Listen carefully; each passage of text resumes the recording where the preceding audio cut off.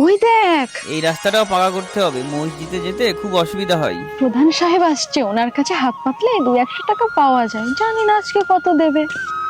হে আল্লাহ, তুমি ওই মানুষটাকে যেমন টাকা পয়সা অর্থ সম্পদ দিয়েছো, কিছু আমাকেও দাও। আরে আল্লাহর কাছে চেয়ে কি হবে, ইনার কাছে চাই, ইনার কাছে।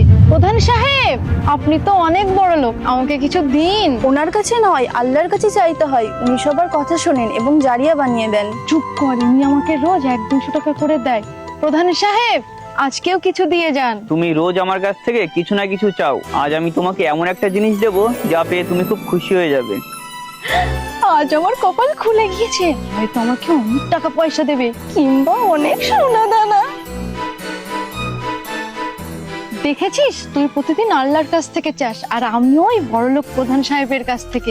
আজ আমার ভাগ্যটাই বদলে যাবে, আর তুই এখানে বসে বসে আল্লাহ আল্লাহ করতে থাকবি।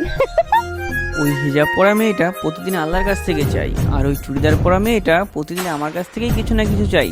যে মেয়েটা আমার কাছ থেকে কিছু না কিছু চাই, ওর কিসমতটা আজকে বদলেই দেবো। এই কয়েনটার বর্তমান বাজার মূল্য 15 লক্ষ টাকা। তুই দেখ, আসছে আসছে। এই নাও, এটা তোমার গিফট, ভালো থেকো, আমি নামাজ পড়তে যাচ্ছি। দেখ দেখ আমাকে কি দিয়ে গেল। হুম, এটা তো অনেক স্বাদ।